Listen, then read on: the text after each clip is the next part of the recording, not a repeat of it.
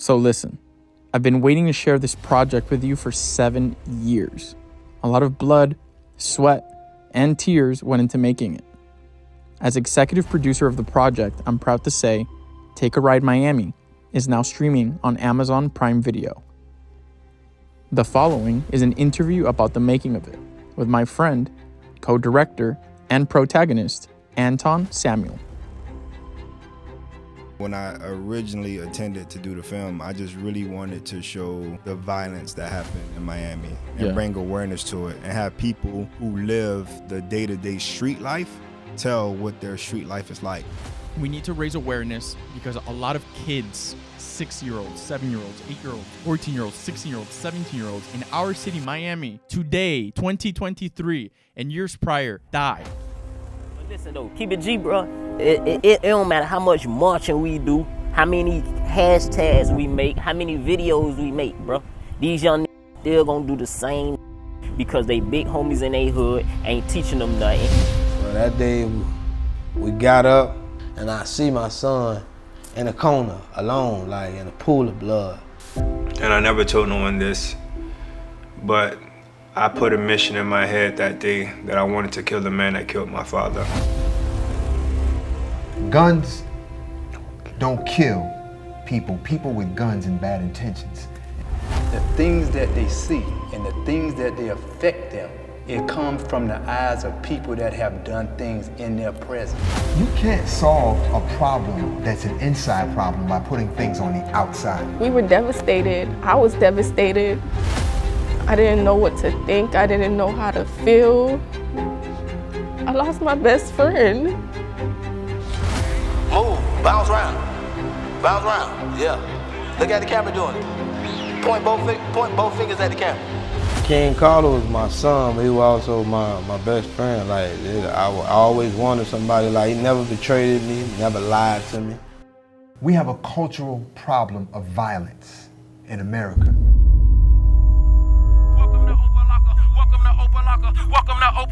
Welcome to Opalaka, this home the choppers. At 25, just stay up there. We have 2 officers shot. You see, that's not my city. That's not Miami.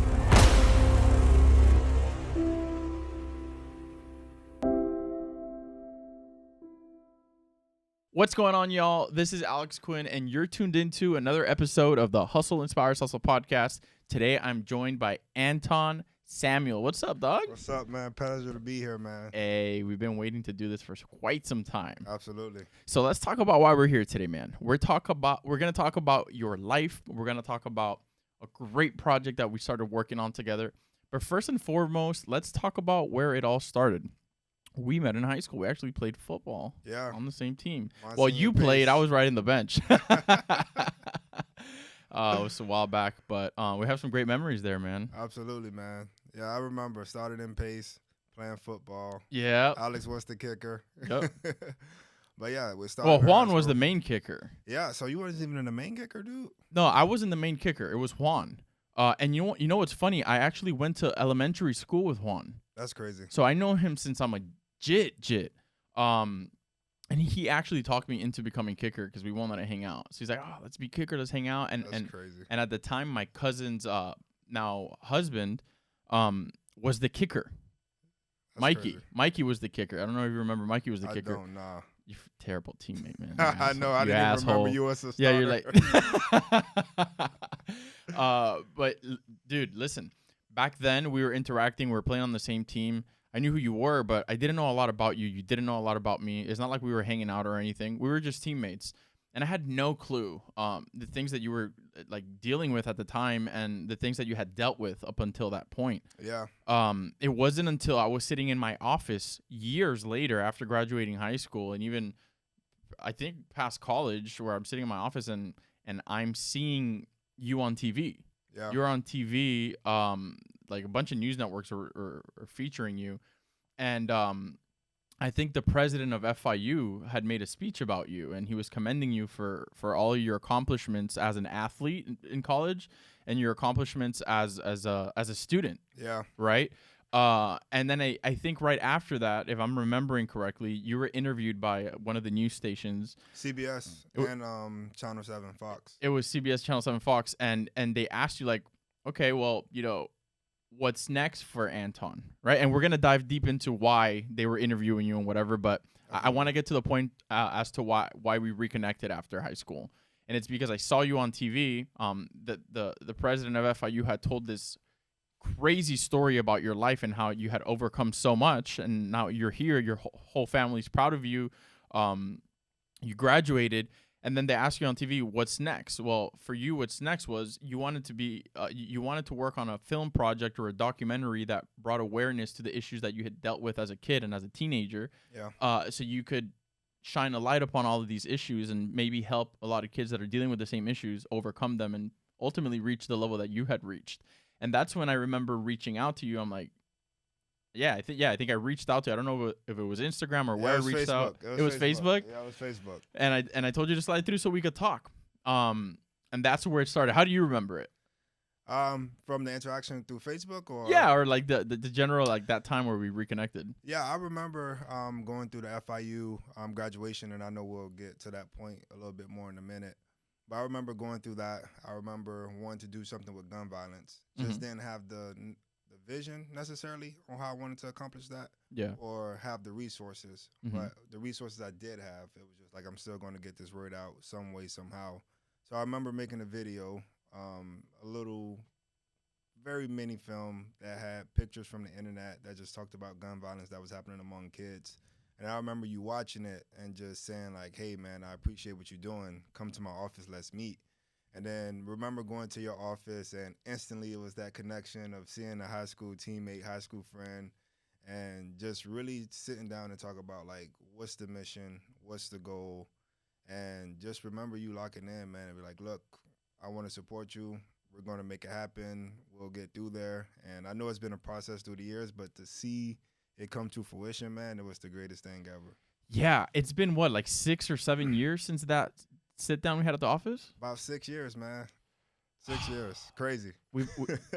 So to get to the point, y'all, we're sitting here because Anthon and I, for the past 6-7 years, have been working on a project that at first was supposed to be a small documentary, a YouTube documentary, something to raise awareness on issues that Anthon and people in his community had to deal with. And about 2 months ago, we released a project on Amazon Prime Video. Yeah. Anthon co-directed it with Guillermo Olivo, who's a great friend of mine, also has shows, has won a ton of awards. Shout out to Guillermo, man. Total badass Guillermo. One of our mentors in the industry, and we wouldn't be here without him. We wouldn't be here talking about this project being on Amazon Prime Video without him. So shouts to him, and shout out to Francisco Zalazar, who helped us do the screenplay, and everybody else from the team. We had a humongous team. So many people we can name, man. So many people we can name. Michelle played a key part. Michelle, who's on, constantly on the podcast. We had a beautiful community of people come together, and the film not only talks about issues related to gun violence specifically within the youth, but tells Anthon's story. So you're actually the protagonist of the documentary. Which at first it wasn't like that. It was not like that. Right? When Guillermo first came onto the team, we had shot for years. We actually, to give you guys some context, we shot this project over 3 different times, okay? First time we shot it, we didn't really know what we were doing. At all. I've owned a marketing agency for 10 years, so part of having a marketing agency, you have a content team. You take photos, you take videos. So at the time, we started doing interviews. We started, trying to put stuff together, but we weren't directors or anything like that. I had no idea what we were doing. I think the things that we should get credit for, though, is we were asking the right questions. Yeah. A lot of those questions stayed the same. We were going to the right neighborhoods, and we were trying to tackle the right issues, but had no idea what we were doing. We're putting ourselves in some dangerous situations that I don't think a lot of people know about, and it was interesting because it wasn't only me, but it was also working with you and the crew. And them also not being exposed to that lifestyle. Because it's one thing when I'm in the office and we're meeting as a team and we're talking about it, and then it's a different thing when you actually go into the field. And now you're in the middle of it, and then you see all these dudes pulling out guns, and then they're telling you like, look, it can go down right now, or they're telling you that, you know what, 2 days ago somebody was shot here, right here on this corner where right we're standing, and we're drive by. there. So shit like that, you can just be walking like right now. It can happen right now. Nigga can hit that corner. Cameraman ducking right now, right here. Right now it could go down right now, you know what I'm saying? Right now it could go down, but like I say, we be ready for whatever, you know what I'm saying? We the strong survive, we out here, you feel me? The people you see out here, because they really like, you know what I'm saying, on point out here, but this shit could go down. And it was different, so that first time, it definitely was dangerous, so we were inexperienced, and I don't know if everybody realized the dangers that we were in that first time around. Well, you want to know something crazy? Well, first and foremost, I knew it was dangerous. Yeah. But I always felt safe. Okay. I never felt uneasy. I never felt uncomfortable. Nobody that we worked with in any of those neighborhoods made me feel uneasy. So first and foremost, thank you to everybody who took part and helped and took time out of their day to help us. I felt welcome in every single neighborhood that we went into. And I was with you, so I knew that you had everything organized and everything was taken care of. Same, yeah. And again, that's why I say we should get like that credit from the first time. That helped us to get better each time we went, that we just knew how to maneuver around those neighborhoods, around those individuals. Because even though they made you feel welcome, you know, that's one part of it. Things can still, you know, go either way at the moment. Like you could be welcome, but shit could go down. So, we shot it once. Shot it twice. Close to the third time, Anthon and I were going through it emotionally. Yeah. Like we felt defeated. It had been some years, right? Yeah, man. It was very expensive. A lot of issues. A lot of mistakes we were making. A lot of people asking why it wasn't coming out. A lot of people expecting for this message to get out because we were saying, hey, like, you know, we're gonna come out with this message and we're gonna help the community, and then nothing was coming out. How was that? It was tough, and, you know, I took it personally because from the beginning, I think what's important for everyone to stand, it was never about monetary. Yeah. It was never about monetary. Still isn't. It still isn't, you know, but the key thing is when we did the first trailer from the things that we did shoot, you know, even though we weren't experienced, I think we're still very creative individuals. Yeah. And what we were able to put together on the trailer, it garnered a lot of different views. Millions views. Yeah. So when you see that, with no ads, it's like, wow, like people really want to talk about this. So, you know, between you, the team, and I, it was, look, we can put it on YouTube and it can stay on YouTube, or we can make this thing bigger. We can make it a bigger project. And I'm just glad that despite what we were feeling through the years, because like Alex said, man, we were so defeated. Like, look, we ran into this obstacle. Here's another obstacle. This is what we have to do. We have to pay for this again. So when you going through that, it's like, man, like, do I even still want to do this? Yeah. Like, is it worth it? So we went through a lot of different phases, but just really wanted to finish what we started of getting that vision out there. And just, I don't think it really left any of our minds. And we knew that once we finally got it, that it would do so much. We had faith though in each other. I almost wish we had the text messages pulled up from that time, because I know we have text messages where like, fuck it, man, let's just release it on YouTube. Let's just release it. Yeah. Let's release whatever we have. And they're like, nah, like, let's wait. I know there's something bigger for this, and a lot more people are going to see it, and they're going to see it the right way. Yeah. And people pressuring us, and family and friends and people from the streets. Yeah. It was, at one point, it was like, I remember I was having some conversations, and I was like, I'm sorry, bro. Like, I know how hard this is, because I know we had 1 million people almost in Miami seeing this thing. I know. Like, asking what's up, like, what's going on. I got so tired of it at a point, dude. I remember texting you like, man, people are asking me when this film is coming out. It was a point in time to, like, as it got later in the years, it kind of fizzled out. But, like, in that time frame and right after, because especially at the beginning, again, we were so inexperienced. Yeah. Instead of, like, having a true release date, like, we were promising something before the product was finished. Yeah. So we put out dates that weren't, like, specifically accurate. So when you put that date out and people are expecting it and they don't get it, you know, you can understand the frustrations. Our first trailer says releasing May 2017, I think. Or 2016. 2016 or some shit like that. So, like, I understood that part, but, man, like, after that initial time frame, so many people came to me, like, when is it coming out? When are you going to drop it? Is it coming out next week? Especially people who are in the film, because they want to see themselves be part of it.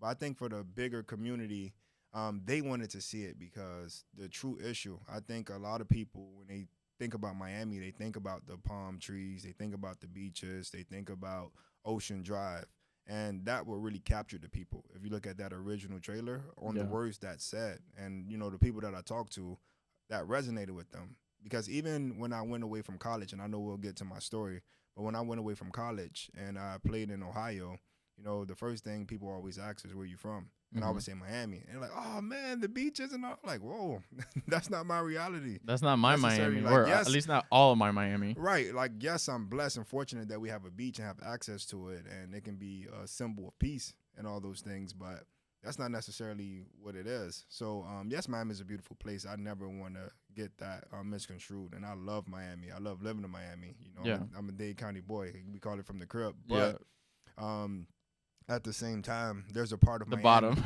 The crib, the bottom. There's a part of Miami that I feel a lot of people aren't exposed to. And it just felt like my mission to get that out. And I know it happens across the world, which is what a lot of people have said too. But, you know, eventually, let's take a ride. We'll love to get to across the world and tell those other stories. But, you know, me being from Miami and being here just felt necessary. And the film, it's called Take a Ride Miami. Yeah. You want to know something? One of the reasons, bro, that I remember back then me wanting to do it, first and foremost, because you inspired me. Secondly, because we had a bond. Thank you, sir. Secondly, because we had a bond through sports, through school. There was something there already. Yeah. But thirdly, and I think most importantly, it was because I didn't grow up in that reality. I know there was danger. I know there's a lot of things that could happen in any city around the world, but I didn't grow up in that environment. Yeah. And for me, it was almost like, this is somebody that I went to school with. This is somebody that was always a leader in the team. Like, I looked up to you, and you were never complaining. You were never crying about shit. You were never like putting yourself down. So it's like, I see this guy who I went to school with. He was a leader. I looked up to him. He graduates. He's getting commended. He's in the news. He's in the media. And he went through all this shit. And I didn't go through all that shit. Yeah. And I'm sitting here with an opportunity and some resources to be able to help this guy. And then when we began and we started going to all the neighborhoods, we started, you know, diving into the plot of the project, which we're going to dive into now. I had never seen shit like that. I had never been in situations like that. I had never been around weapons like that and all the crazy shit that people were talking about, and so close to murders and death. And let me tell you something. When I would leave the house, my mom would cry and my dad, they would cry. They would ask me not to go with you. I swear. Because we don't know that. We don't know that life, bro. I believe it. My mom would cry, and every time I left the house to go film production with you, my mom would cry. And for the first time, about 2 months ago, my dad confessed to me. He's like, that was really hard for me. And he's never ever told me anything like that. He's always very like to himself. He's like, that shit, I'm glad it's he told me, I'm glad it's over and I'm glad you finished. Yeah. Because I don't want you to do that shit ever again. Yeah. Like, that shit was rough. Yeah. So it just goes to show they didn't want me to go for a short amount of time to film in neighborhoods that housed things that you had to deal with your entire childhood. I know, man. It's crazy. You see how rough that is. My parents would cry for me to go deal for a short amount of hours situations that you had to endure most of your life. Yeah. Okay? And the premise of the film, okay, to be extremely clear, is not gun control. Right. Okay? No changes to gun legislation. No. Because we live in a country where we could have weapons. Right. I am a concealed carrier. You're a concealed carrier. Same. So to be clear, we have weapons. We are for weapons, but there is a huge problem in our city. Absolutely. What is that problem, Anthon? Gun awareness. Gun awareness and gun violence is the biggest problem in our city. So, yeah, I think it's everything you said. Just starting back to the beginning, because you said a few things there that I want to unpack. You know, a few times you mentioned that I never showed any signs of sadness or doubts. I think it was a few things. Number one, I think I was just conditioned to it, that, you know, you don't know no better. And I don't want to paint a story that, you know, I just grew up in the slums and came out the mud. You know, I had a great family. Absolutely. A family that still support me. But, you know, we were in certain environments, and with environments, things come. But I was conditioned to it. You know, when you're staying in something or you're in something, it's you don't know no better. You know what I mean? So I was conditioned to that. That's one. And then number two, for the most part, you know, my story really didn't come out. Like, everybody knew the heart of my story until I went to my first college. And there was a game, just a quick story, that I was playing, and I wanted to pay tribute to my father, and I put "Rest in Peace, Dad" on my arm. And then with playing that, I had a great game. And afterwards, the reporter asked, what does that mean on your arm? And I told them, this is for my father who was shot and killed. And as that began to unpack, we went into the deeper part of it, of what I experienced as a child. So I never wanted to tell my story, and the reason why is because I didn't want anybody to have sympathy for me. I just knew the world didn't care about my story, and I wanted to grind it out. And I had that mindset for a very long time, and I wish that mindset had changed sooner, because it wasn't until I was going to a church and I heard that, your story could be a testimony to a lot of people. And I always heard from my friends within me of hearing my stories, because I would talk to my friends about it and how they left inspired from talking to me. And then, just something woke up in me that day, like, man, I need to share my story more, because I know it's a kid out there that's going through something. And if they can see me get through it and push through it and just kind of learn how I navigated through the situations, that there would be a bigger impact. So, I'm just so grateful that that mindset had changed, and something hit me to really be out there to tell my story and get the story out to the masses. It's almost like you were meant for it, because, like, you weren't even asking for it, and cameras were always following you around. It's crazy. If it wasn't for the news networks and television and news anchors and all that shit, people wouldn't know your story the way they know it. Yeah, I wouldn't have found out. They would have asked you about the thing on your arm with your dad. Like, it's all been the media. It's almost like the media has gravitated towards you to kind of like bring that out of you. It's almost like it's meant for you. That's crazy. I never thought about that. It's a good point when you said, but everything happened for a reason. We talked about faith earlier on keeping the project going. I'm a big person of faith. So it makes sense when you say that, on how the media just kind of followed, and it was there all my life. But, you can have all those tools and those resources, but what you do with it is what makes the biggest difference. Yeah. You know what I mean? So it was good to receive that and really just be out there to tell my story. Yeah. So when you were playing football at the time in college, that was going to be your track for life. And what happened there? Like, what happened? So with football, man. High school, you were a rock star in football. And that's another thing, too. And that's why I kind of came on late in high school. Like, I didn't take football as serious in high school.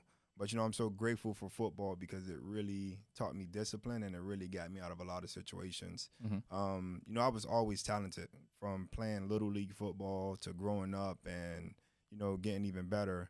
But my mind was just different places. So even when I got to high school, I was in high school, but I still wanted to do some running around and, not be completely focused.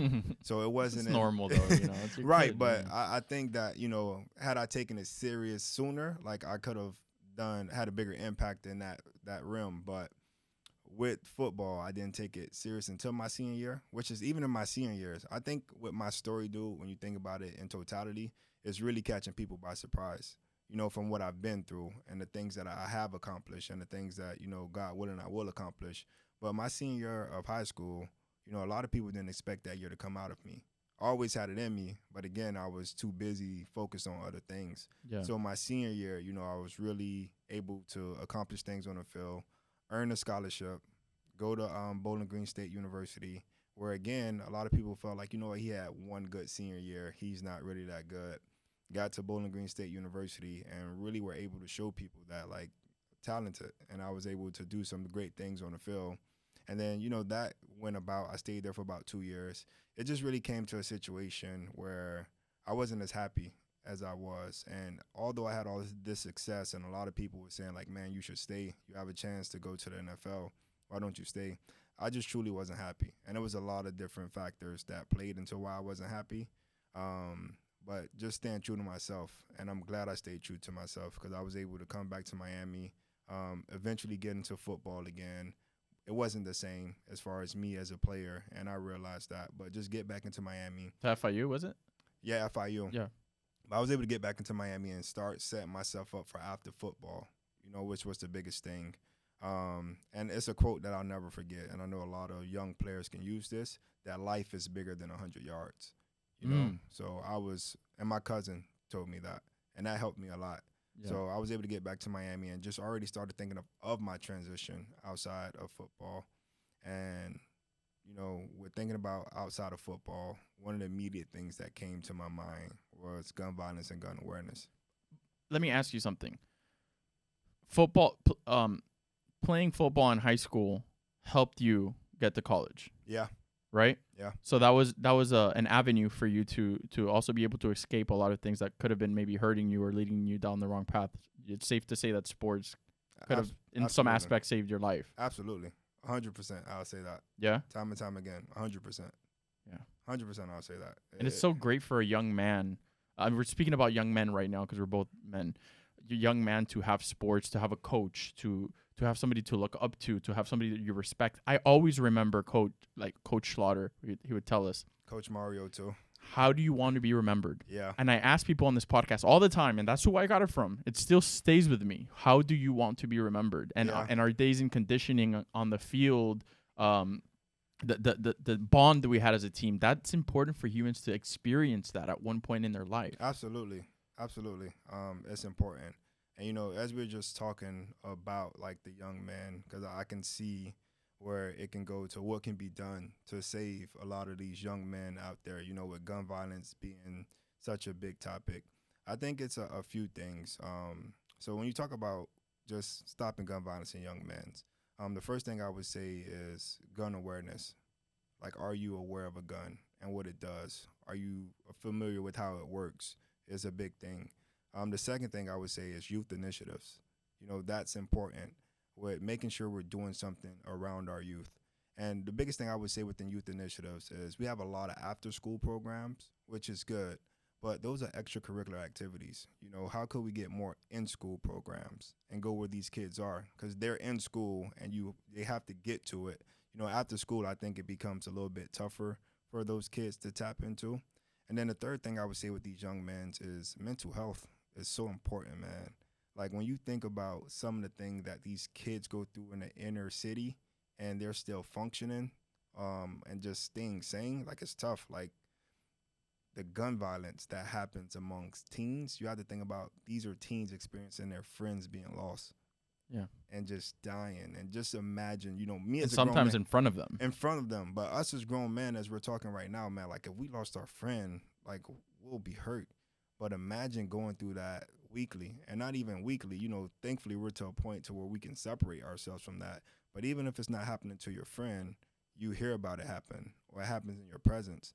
And as a kid, imagine that, you know, building up on you. So, you know, how do we just tap into our kids' mental health, get resources for them to have somebody to talk to, and then also just talking to our parents about it, or kids talking to their parents about it. Yeah. So I think those things that I just mentioned could really play a big part in helping these young men to get better. And then you talked about mentor, like you talked about Coach Slaughter being somebody, and Coach Mario. Coach Mario, my God, being somebody who can be a mentor.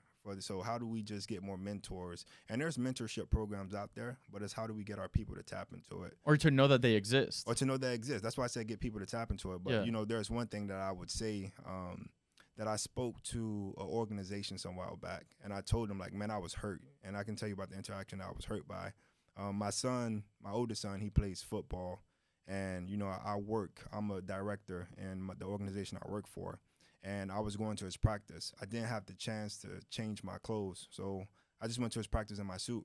And as I walked on the field, you know, one of the kids talked to me. He said, "Hey, man, you just came from prom?" I'm like, "No, I just didn't come from prom, man." He's like, "Oh, so you're a pastor?" I'm like, "No, I'm not a pastor, man. I'm an executive." But there it hit me that, man, the kids in our community don't see enough of, you know, men just succeeding. And having on this suit to be an executive. You had to be a pastor. I don't have to be a pastor. Yeah, you couldn't be something else. To go to prom. So, you know, I was really, it triggered me to say, like, you know, how do we just be more mentors for our youth and just help them get there? Because it takes a village to really get around these kids, show love to them, show them that there's a way out, and then also show them that there's resources.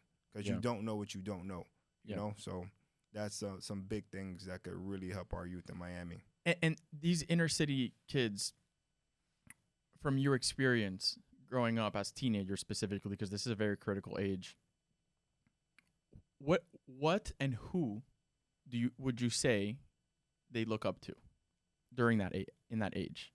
Well, my age generally speaking. My age group was different. So, but there's still some similarities to where I can answer that question.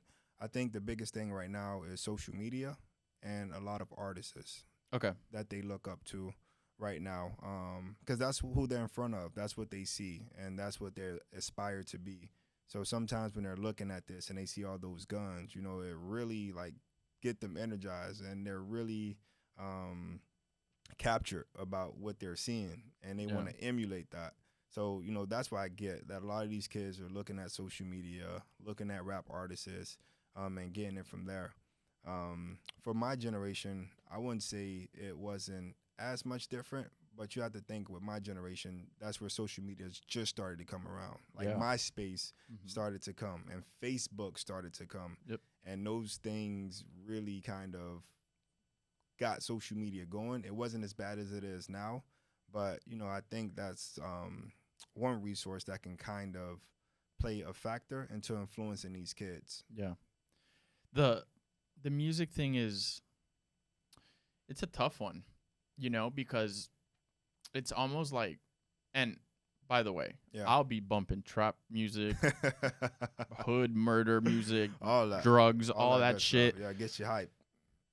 I'm not gonna talk shit. I like that stuff. I grew up listening to hip hop and trap, and and not all hip hop music talks about that, but a lot of it does. Absolutely. But it's almost like, for me, I'm living outside in, so I'm listening to all this stupid shit, but I'm not living it. Right? There's people that are listening to it and living it. That's how I'm in a completely different reality. But it's almost like a lot of these young kids are fed a false narrative of what life is when you make it, or when you have power or resources.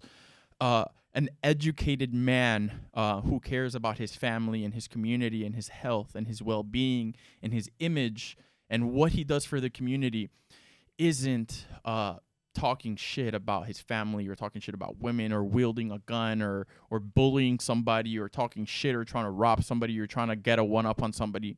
It's simply not how it works out in the real world if you actually want to make it. A lot of that is entertainment. You know, we want to. Sometimes you watch an action film. People are shooting each other, like FBI shit, law enforcement stuff. It's entertainment. But the problem is that our subconscious, especially when kids are developing, when they're young kids, this is falling into their brains. They're normalizing the violence. They're normalizing the showing off the weapons.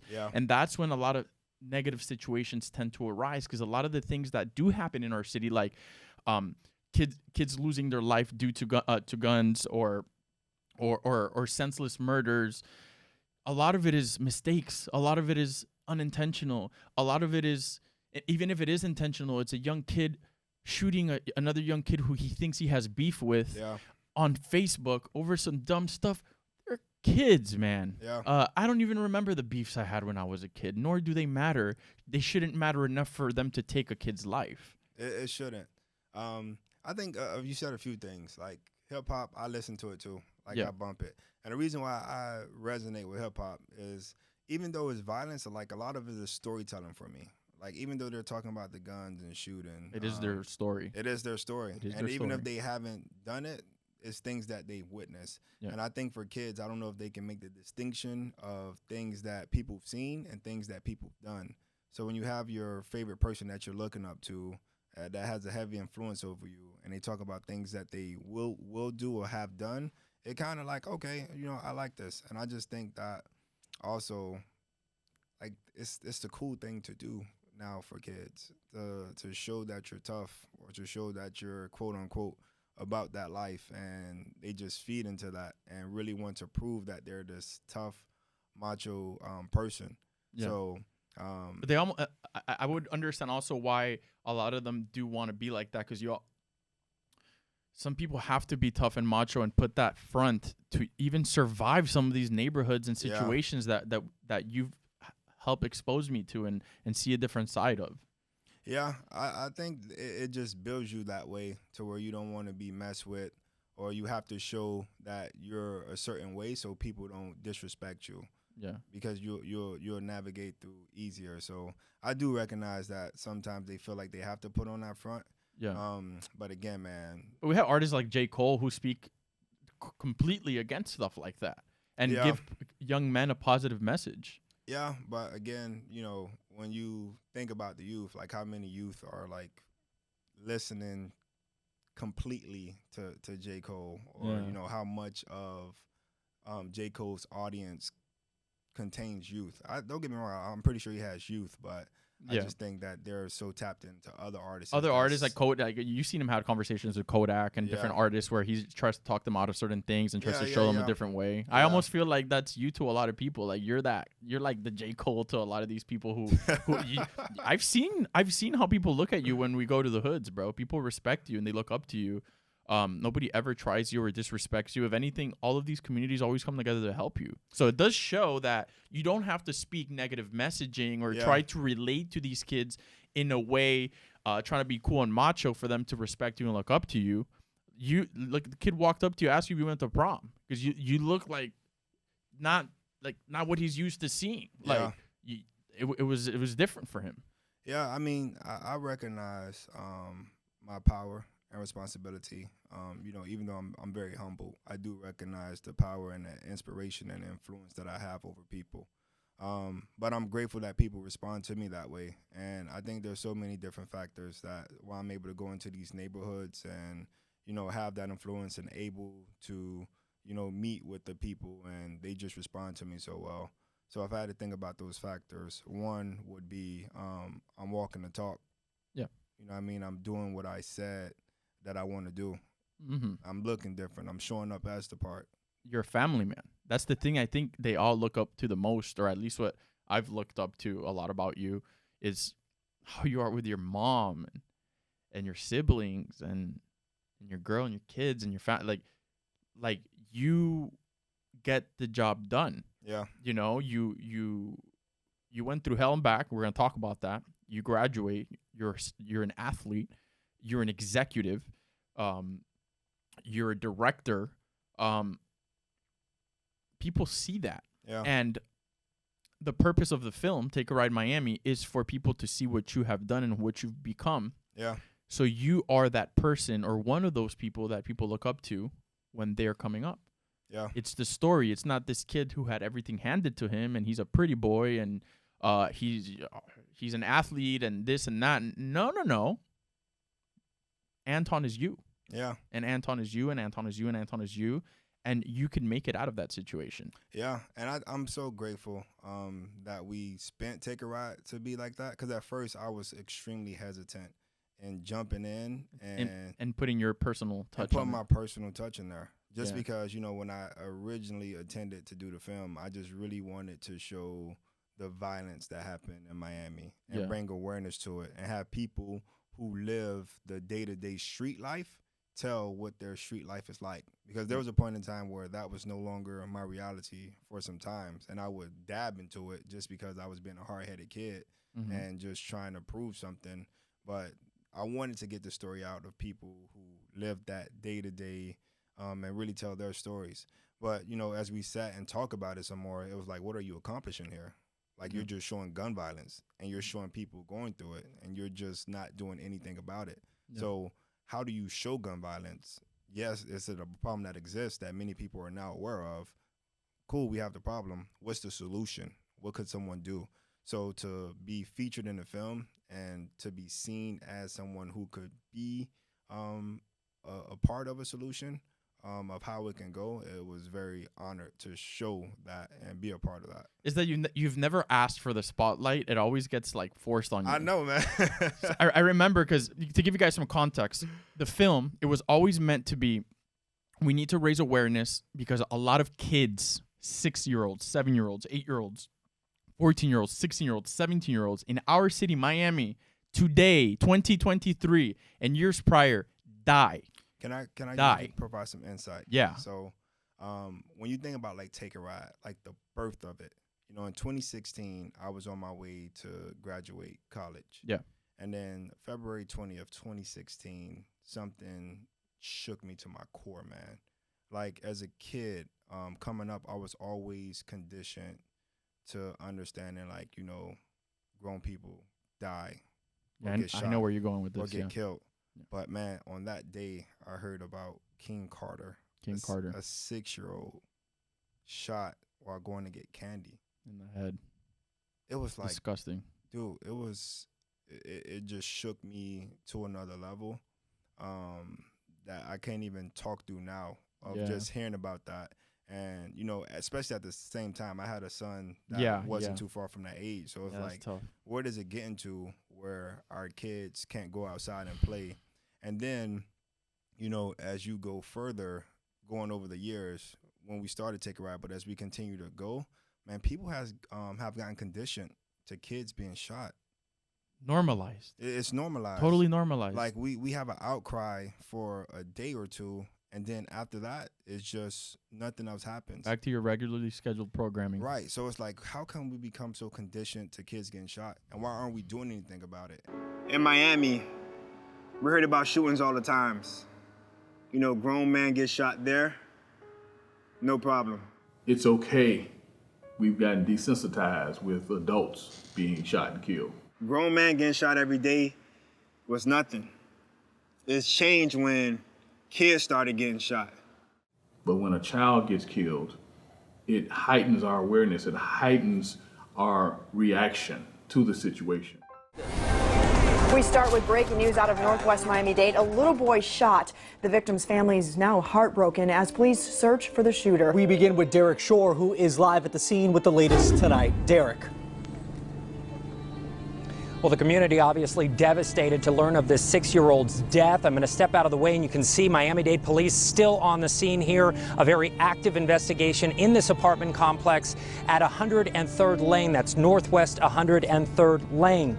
Now take a look at who family identifies that victim as. 6-year-old Quin Carter. He's a first grader. So far we have not heard about any arrests made in this case, and it's unclear what the motive may have been, but obviously you can assume little Quin was not the intended target. And you know, I'm always conscious when I bring up this point that I'm about to say, but when you think about Miami, right, and I don't wish death or I don't wish any traumatic experiences anywhere.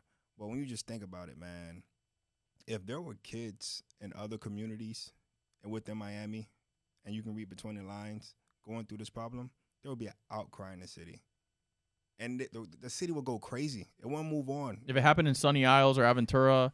I didn't want to say the places, but yeah. Whatever, bro. It's it. the truth. If it happened in other... If it happened in Brickell. If it happened in other communities at this rate, man, this city would go crazy.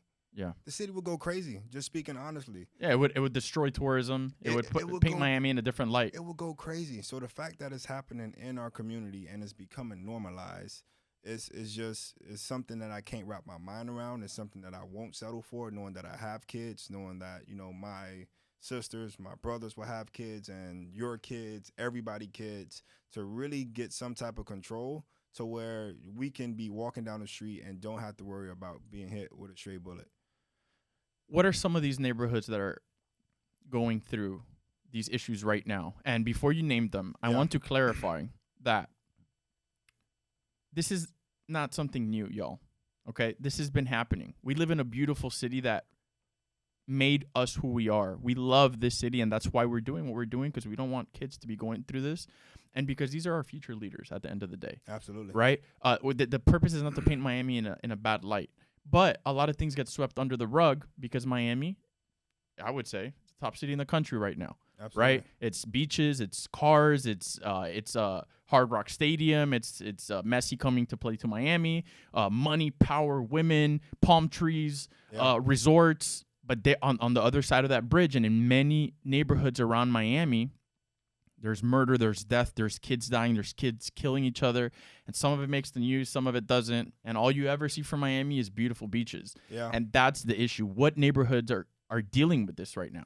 Man, I think it's so many neighborhoods, but I'll try to name a few. Yeah. So forgive me if I leave off any neighborhoods. I think right when you come outside of the downtown or the beach, you have Overtown right there. Mm-hmm. You have Liberty City. That's not too far from there. You have Opelika, you have Alapata, you have Miami Gardens, you have some parts of Miramar and Broward recently that I've seen. You have down south, you have Goose. You have Perrine. There's so many different cities or segments of Miami that's Brown Subs, all that. Yeah. So many different segments. So I can tell you about so many different segments to where I've heard a story about a kid killing a kid. And then recently, man, just with Miami Gardens, and what was crazy during the film. Which was Carroll City before. Right. Just some of you may recognize the name Carroll City is now Miami Gardens. It's not Miami Gardens, but it's crazy that, you know, I did all this work on gun violence, dude, from 2016, being an advocate about gun violence, going to different organizations. I've been to jails, man, talking to kids about gun violence. I've went to different programs and gave some words to talk about gun violence. I've gone to school. I've talked to kids, all that stuff. Mm-hmm. And in the midst of all that stuff, what happens in November 2022? My young brother, who's a teen, 17 years old, is shot and killed. You know what I mean? So, like, when we talk about gun violence, it's something that before we even got to release the project. Before we got to release the project. Your brother helped us. He helped us. He helped us. He was in the opening credits of the film. And really, you know, it's just a full circle moment. Was a star football player for North Miami High School. He was with his younger brother and some friends when a 15-year-old friend pulled out a gun to show them. That friend didn't think it was loaded, pointed it right at Makai, and intentionally fired. Makai tried to run to a door but collapsed and died. But to have my little brother snatched so suddenly, it hurts. Just losing a sibling, I won't wish this pain on anyone. A family now left heartbroken following the shooting death of Makai Stevenson, just 17 years old. I want the world to know that Makai was a really good kid, a really great kid, really had a lot ahead of him, promising future. Stevenson described as a standout football player at North Miami Senior High School. I haven't been to sleep in days. I haven't eaten anything, drunk anything in days. Because all I can think about is my child, how he died so senseless. And I can't get it out of my mind that I have to bury my child laying in the morgue. I just can't wrap my mind around seeing him like that. Miami-Dade police arrested a 15-year-old who allegedly fired the gun. Like, so when I talk about gun violence, dude, it's not like I'm some guy that's watching from outside in. Like, I've experienced it. When you talk about my life, which I guess we can kind of transition into, that, you know, at 7 years old, my world was changed forever. You know, I lost a person who I call my best friend, who took me to practice every day, who picked me up from school every day. I lost my father to gun violence, you know, and I don't know if most people can really put themselves in their shoes of what that do to you as a kid. Like, we just talked about your family, you know, going through that for like the 5 minutes or the hour that you would be away, but going through that. And then as you progress more, my friend that I talked about, I lost him to gun violence, and I lost a few more friends. As a kid, you were like 12, right, or 13? How old were you? I would say between 13 and 18 is where I lost a lot of my friends. So you lose your father at 7. Lose my father at 7. And then around between 13 and 18, I want to say is where it really trickled in me of losing friends to gun violence. And, you know, I mentioned one person on the film, but there's a lot of people that I could have mentioned. Like, one of the people that come to my head is a friend named Christopher Bailey, you know. So I lost a lot of people there. And then you get to an age to where you kind of not losing as many friends, because my group of friends kind of transformed to having college friends, and in different city and different places. And, you know, I didn't lose as many. But again, remembering what happened in my childhood and what happened throughout my adolescence, it's like, okay, I know this problem still exists. And even though it's not happening to me now, I just want to prevent this. And I can promise you, dude, when I started in 2016 about talking about gun violence, there's even a video out there that I said, I want our kids to be able to go outside and play. So even though it wasn't happening to me and it wasn't on my doorstep, it was always to prevent it from happening to definitely my kids and to anybody else's kids. So that's always been a mission since day one. And then to get about 7 years later and it knocks right on my door again after being away from it for so long, you know, that's when it woke back up. Like, I was defeated, but it was like, man, we have to take it right out now and get that momentum going. And, you know, glad it eventually led to the release of the film. Yeah, bro. That shit last year with your brother. That was rough. Yeah, sure. It's still rough. That hit my family hard, bro. Yeah. I was so. Look at me. That shit Yeah. fucks me up. Yeah. You know what I'm saying? Like,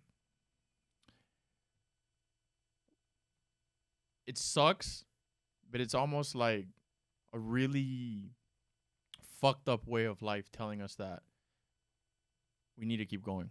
Yeah. Dude, trust me. I sure. After that happened, I remember that day of it, and I remember texting you and the team and the message. And the I group believe chat we for still the have film, the yeah. chat. Yep. I was like, it's crazy that we're working on gun violence and my brother is killed. And I remember sending you guys a video of the scene. A kid, of teenager, bro. Just showing that. So I remember sending you guys that. And man, like right when that happened, dude, I was ready to lay down. I didn't want to do nothing. It was like I almost wanted to throw up my hands. Like, it'll never change. You know, and I became so frustrated in that moment. Didn't want to continue with Take a Ride. Didn't care to continue to share the story about gun violence because I was feeling defeated. But, you know, my brother Makai Stevenson, God bless his soul, just felt like he really, you know, talked to me, and I can feel his spirit around him along with my father who I felt my whole life. And again, it was something that just tapped into me like, man, you got to share that testimony. Yeah. There's people out there that needs it. Yeah. And man, I can say since the release of that film, like so many people, I believe they had admiration and respect for me, but the level change of it now has like grown to a different level because now they really see me different. Because like I told you, I never shared my story or never cared to go into the details of it. No. So to be able to share that story. That's why it's shocking for people to see it. For me to share my story and have my mom tell her side of it, and then my uncle who's in Venezuela tell his side of it, and it all comes together to tell this beautiful story of a kid who was lost after experiencing gun violence. So now translating it back to our young man who experienced gun violence, I was lost. But if you see throughout that film, dude, if it wasn't for my uncle, somebody who was like a mentor and just refused to let me go to the other side, my mom, who even though I was doing things and we had our run-ins, she was still on me heavy, trying to discipline me wherever she could. And then also at the end, I talk about sports. So right there, you talk about some key resources that helped transform me as a man who experienced gun violence, was ready to go down that route.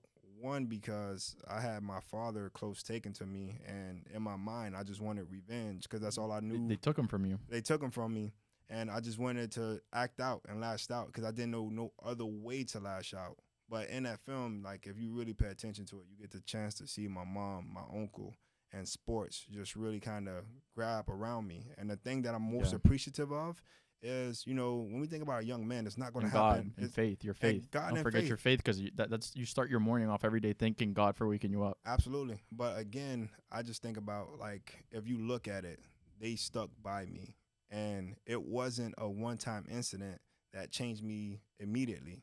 It was the consistency of them really staying on me and eventually getting me to a place that I needed to go.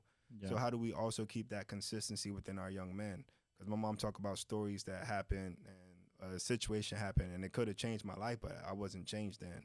You know, my uncle talked about me and him almost getting into it, and, you know, it still didn't change. And they could have been like, you know what, I raised my hand up, I give up. But they kept fighting and kept getting me to a place that I ultimately reached. Yeah. And, you know, I think you can translate to my fight with gun violence to where it was so many times I just wanted to raise my hand and just give up. Did you have access to guns as a teenager? I did. Yeah? I did. And I think that's At what age would you say you were in proximity? I want to say 13. Because your friends had them? Friends had them. Yeah? Yeah, friends had them. It was nothing that I retrieved from my home. Thankfully, the adults in my facility, or my family, excuse me, they practice gun safety and gun violence. And my grandfather, he taught me about guns. He showed me guns. And when gun came around, I knew what to do. But again, as a kid, it piques your interest. And you see a friend pull out a gun, you're not going to be like, oh, man, put that away. Some kids might. Some kids are responsible that way. Because their parents and their families have told them. Right. But for the most part, when it's friends around and it's 5 of us and you're the only one saying to put it away and the other 4 are like, man, let's see it. We always learn that majority rules. So, you know, Peer pressure. Peer pressure. The gun's going to stay out. So, I was around guns then. How did they get them? I couldn't tell you specifically on how they got Well, them. maybe not in that instance, but how do you, like, how are kids today? How do you think kids today are getting these weapons? Well, I can explain that part. I think there's a few things. One, you know, they have family members who have guns, and they're not putting it away safely, and they probably know the routine of when that family member checks it. So they'll see the gun, take it, and put it back, bring it where it is, and before that family member realizes, they takes it. You have another instance where a lot of guns are being stolen and being sold third party on the street. So meet somebody on the street, buy a gun from them, taking it that way. Some kids find guns. You have some people who do murders, don't want the murder to be attached to them, toss the gun. Like I heard a story the other day of a girl who reflected back to when she was 7, seeing a gun in her front yard. And thankfully, she had learned gun control from her father young. She seen it and told her father.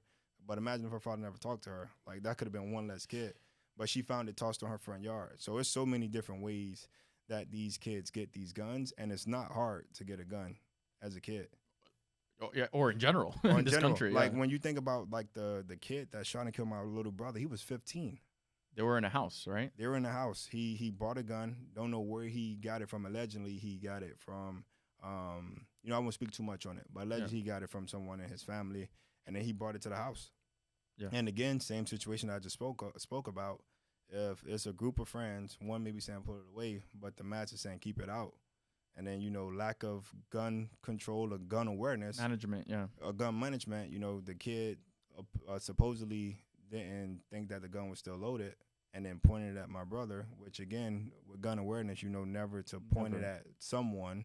Even if there's nothing in the chamber, never. Even if there's nothing in the chamber, or unless you're about to do it, and then he shot, playing, allegedly, and then, you know, my brother was killed in that situation. So, there's so many ways that these kids could get guns, man. It's a lot of ways kids can get guns.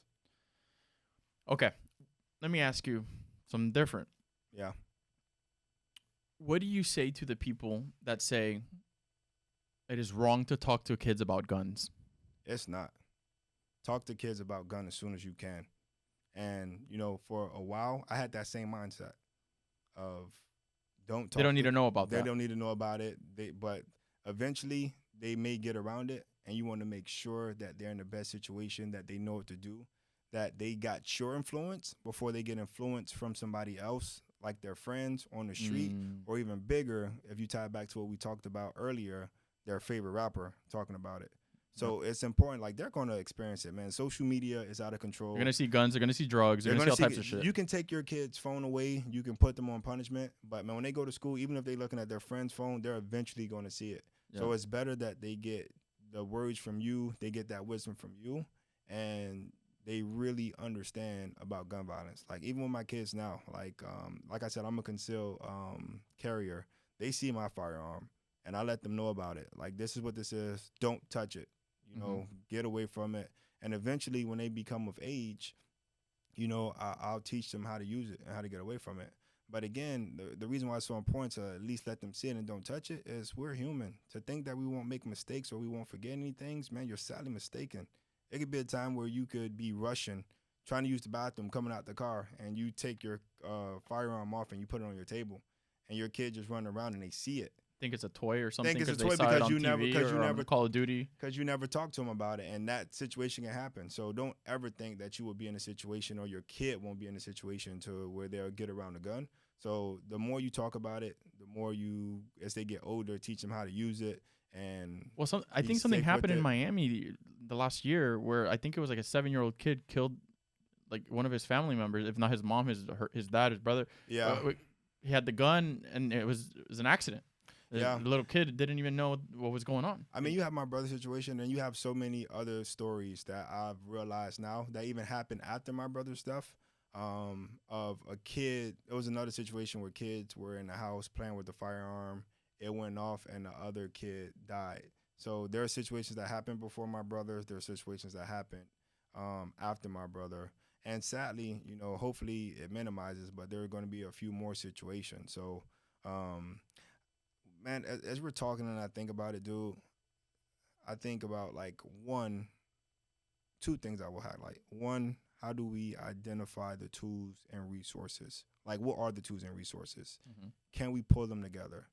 And then I think the biggest frustration of the community, because as I get more into the community and, you know, really challenge the community to do something about it, there's resources and there's tools in the community.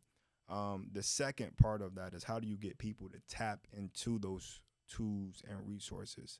Like, how do we get people to really get to where things are and really learn about it and really go through it? Like, I can speak about a community event that I was just at, about gun violence amongst teens, and it was hosted by Nationwide Youth, and their whole purpose of it was to honor the teenagers and the kids that lost their life, but also teach what we can do. What I can say, man, it was a nice turnout, but it wasn't a turnout that, you know, our community needs. With so much gun violence happening in our community, it shouldn't be about 50 to 100 people at these events. Like, these events should be a lot of people. But again, that's a tool and a resource that nobody or not the mass of our community tapped into. Mm-hmm. But again, taking it back, had it been a popular TikToker or a rapper, it would have been packed, you know? So one, identify the tools and resources, and two, we just have to get people to tap into it, and then people themselves have to want to tap into it. But before I pass it back to you, I think the biggest thing is that it's not at people's door right now. So they don't care. Got to bring it to them. Well, no, when I say it's not at people's door is a lot of times, man, people don't get involved into this stuff. Because they haven't experienced it. Because they haven't experienced it. They haven't lost somebody. And it hasn't knocked on your door. And I'll just say it was one experience that we actually had this person in the film, but we ended up having to take them out because the quality wasn't there. But it was a guy named Glenn Forche. I don't know if you remember. I do. His daughter, Tequila Forche, she was shot. And he had a campaign right after she was shot saying, "Who's next?" And it's a crazy campaign, but it was like, you know, really trying to urge the community to come in so this is not knocking at your door. And one of the key things he emphasized is, you know, don't wait till it knocks on your door. Like, get into the community so we don't have to worry about who's next. So, you know, when I was there, I just kind of thought about his message to, like, really getting people out. And how do we get people to care? Even when it's not at their door, so we can prevent it from getting to their door. And it's almost like a lot of people do care too, but the problem is that, like we talked about before, they're desensitized. Yeah. So a lot of them may be like, what's the point? Like, this is just the reality that we live in these neighborhoods. It's what it is. Like, don't try to change the status quo. Don't try to change the unchangeable. That's maybe how some people feel. Yeah. So they just leave it alone. Stay out of it. I recognize that, but man, it just goes back to the point I made about the community. And one part of it is the community. They have to, you know, get woken back up and not become so desensitized to it. But if this was happening anywhere else, you know what I mean? So yes, the community may become desensitized to it. And a part of it is maybe because they may feel like nothing is being done. So if the greater power isn't doing anything, what power do I have? Not knowing that, you know, they have to show up and change it there. And I think with the greater power, speaking of like law enforcement, the government, you know, they may be doing things, but they need to be able to articulate to the community. Like, this is the part we own into it. This is what we're doing. Now, this is the part that we need you to do, so that way you can contribute to solving this world problem, but really right within our community. Yeah. You know what I mean? I remember it was something that I said, and hopefully I can recite it the same way I said it when we did the back to school drive. Yeah, I wanted to touch on that because that's also bringing things right to people. Like, we've done You've done a few back to school drives. Few back to school drives where we go to the communities and we try to help as much as we can. Yeah. Backpacks, school stuff, notebooks, Yeah. Soccer balls, footballs, anything helps. Yeah. Sometimes people are in f***ed up situations that they don't have the things that most of us were blessed to have when we were growing up. So what we're doing right now is we're taking our attention that we have on social media, our platform, and using it to help other people, even if it's something as minimal as having a backpack to be able to go to school. A lot of kids go to school and they don't have school supplies, and that's discouraging. You need to be able to have your school supplies, your stuff to be able to study, go to school, feel motivated to get a good education and be who you want to be. Get out there, get out of a bad situation, get out of situations you think there's no way out of. There is a way out. Sometimes you just need somebody to help you out a little bit, somebody to care enough to come to the community and contribute a little bit. So that's what we're doing here today.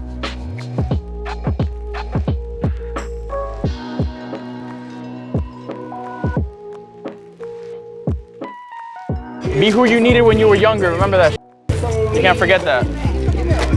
Can't forget the blessings you have in life. Remember, there's people that are in a situation that need help too. So you got to do what you can. Within whatever was in your means, whether it's $5, $1, $2, $20, just do whatever you got to do to help out.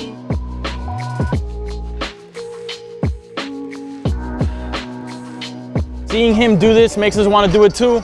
You guys should be able to do it too. If you're blessed enough to be able to help people that could benefit from it, why not? High school buddy, we've known each other for a hot minute, and I've been inspired over the past few years seeing how Anthon helps the community, and I don't want to be left behind. I want to help. I want to thank you for your donations, man. Of course, bro. This time. and not only a lot of people give donations, a lot of people don't give time. So I appreciate you for that. Before we change the world, we must change our communities. And before we change our communities, we must change ourselves. We said then was before we change the world, we must change our communities. Yep. And before we change our communities, we must change ourselves.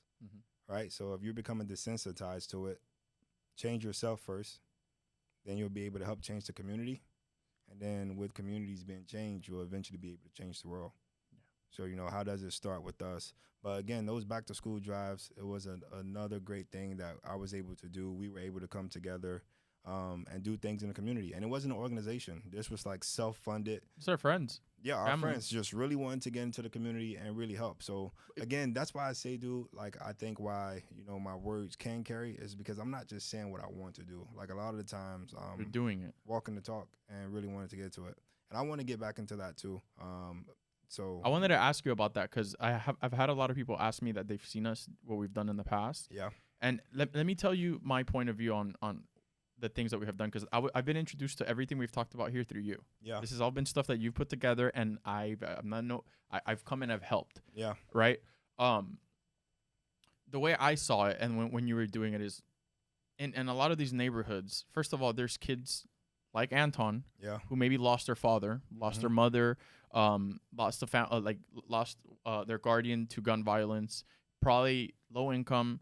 Not a lot of money to buy backpacks or notebooks or crayons, color pencils. Yeah. And you can imagine as a young kid, you're going to school, you don't have all your backpack, your stuff. You're probably not going to be as motivated to do what you got to do. But when you're prepared, when you have your stuff, when you go to school, you have your pens, your pencils, your notebooks, your erasers. It's a different vibe. You're showing up prepared. Yeah. Kind of like when you show up to the field and you got your helmet and you got your pads and you got your sneaker, you got your cleats. Yeah. That's what we were trying to do for these kids. Yeah. Bring stuff for school, bring stuff for sports, help single mothers out in these neighborhoods. Yeah. And show that there's older young men and women in these communities that are willing to help them, so that they don't have to feel helpless or like they only have to listen to the negative side of life, but that there's always somebody willing to help. Yeah, it does a few things. One, it actually provides the resources that they need, and then two, it gives you somebody to look up to, and it gives you a different experience. Because I remember when I was young, and no, I didn't go to back to school drives, but I went to a lot of youth sports camps that was hosted by professional athletes. And man, that one experience with that person would inspire me to want to do better. So, paying it forward, seeing what that did to me, that's why I'm hopefully able to go to these communities and inspire them. And I would say the biggest thing too is, I'm not trying to fit something that I'm not or be something different. I'm being authentic to where, I recognize how I was raised. I recognize where I get my swag from, where I get the way that I talk, where I get the way that I just move. And I go back into the community and I still keep that and show that, because I think it's important for our kids to see themselves in me. Like, I can be the person with the gold chains. I can be the person who talks slightly different, but, you know, still a highly educated individual that can go into places and, you know, still get my point across and still be able to influence people of not just my skin tone, but other cultures and other races. So I think it's so important to go back into the communities, let them see themselves in you. Yeah. Like, because, you know, if that guy did it, I can do it. He doesn't look that much different than me. Nope. He has a bunch of tattoos. Talk the same. And don't get me wrong, like, you don't have to have tattoos and all this stuff to be, you know, down with the culture and those things. But there are some people who feel defeated. Like, you know what, I have these tattoos, I have these chains, I'll always be this. But, you know, there's a way that you can, you know, still embrace where you come from. This is what you grew around. This is your authentic self, and still be able to go into different places and, you know, different parts of the world, and definitely have a better impact. Yeah, there's definitely a lot of aspects that people could be that they could feel like they could relate to you. Yeah, definitely. And while you're still being light years ahead of what you used to be. Oh, absolutely. You know what I mean? Yeah. That's interesting, and it's always been inspiring to me to see how people support you and talk, and like when we've gone to party outside of like filming, when we've gone like your birthday parties, Yeah, and man. different things. Everybody's just it's such a beautiful community that you've brought around you, and that's why like we received so much help from the community for the film, like people willing to be on camera, people willing to tell their story, and that all goes a lot into how you've carried yourself. Yeah, you know? man. Because they feel like that it's a safe space for them to speak and talk, and it's somebody that's going to understand them. Because there's a lot of movie and film productions that go into these neighborhoods and they try to paint certain stories, or they try to say certain things that aren't factually correct. Yeah. And then they're misrepresenting these neighborhoods, and they're misrepresenting the message that these people are trying to get out. I saw a lot of the respect that people had for you and trusting that you would get the message out across. And you've seen it with the release of the film. Yeah. It's been a great release. We've had a tremendous release. I'll be honest with you, dude. I didn't think that we would get the response that we got. Honestly. No? I'll tell you why. I thought that when people turned on the film, that they just really wanted to see the gun violence, the shooting, what happens day to day in Miami. And when I talk to people about it, because, you know, you want to get that feedback, a lot of people said when they turned on the film, excuse me, that they were expecting that. They were expecting to see, like, violence, us being in the hoods at night times, witnessing shootings, and people talking about it, people showing their guns all throughout the film.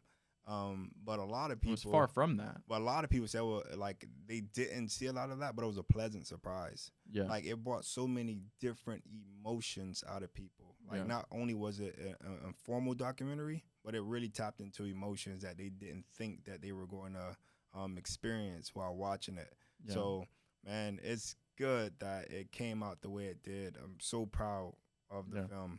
And, you know, there's so many people that, you know, we're so grateful for while shooting this film. The musicians, the the rappers, man, the local rappers. Every track on the film is a local rapper. Yeah. Everything is just Miami. Yeah, but I want to, like, the people that didn't make the film, you know, do want to give a shout out to the people that didn't get the chance to make the film. Yeah. And would have loved to included them because they had a lot of great things to say. Yeah. But again, I think it was just so much inexperience with going through the quality of cameras that we first experienced. Yeah, it's years. The quality of audio and not being able to capture those people. But even those people who didn't make the film, like, eventually, not even eventually, like, they were, like, not as bothered by it when they seen the production of the film. Well, without them, it probably wouldn't be what it is, even though they didn't appear in it, because they were part of that, telling the story and helping us learn. You know, a lot of it was us wanting to put it out the right way, because this is a message that you do not want to misrepresent. Yeah. And then it just, even within that film, dude, like, when you talk about the gun violence and, like, realizing that it could go down right here, that a lot of people alluded to, like, we've lost a few cast members from that film to gun violence. Yeah. That, you know, it would have been great to pay tribute to them at some point. But we lost some cast members to gun violence. Some people weren't featured on the film that we lost, but the people who were originally casted in the film, like, you know, lost a few members. So it just really brings that back to how real it is. For me, as, you know, the co-director, it really brings back to how real what we were doing, what we were shooting is real. Yeah. You know? And the personal aspect, I wanted to touch on that because I didn't get to touch on it earlier, was when we met at Michelle's house in Weston to discuss the film. It was you, me, Michelle, Guillermo, Francisco, and his wife. Yeah. And they were like, all right. Well, rewind. A few weeks before that, I remember reaching out to Guillermo, who already has a series on Amazon, has worked in television, award shows, production. This guy's a freaking rock star and one of my mentors. Yeah. And I sat down with him. I remember I went to lunch with him in Hollywood, and I told him your story, and I told him, Guillermo, I have all this footage. I have all this stuff. I feel lost, man. I feel like I don't want to put this on YouTube. I feel like there's a bigger place for this. Help me, bro. Yeah. Help me. He's like, I told him, I'm calling in a favor, man. Like, help me. Because this is me, like, seeing this guy doing these amazing things, and I'm here, like, showing him, like, my little project. I'm like, help me save this thing. Yeah. And we met, and they start looking at, we start talking about the interviews we've interviewed, what we talked about were the subject lines, what is the storyline, and we didn't really have a very organized storyline. We had something nice, and then everything kept pointing back to you. Guillermo and Francisco were like, and his wife and Francisco's wife were like, Anthon, but the story is you.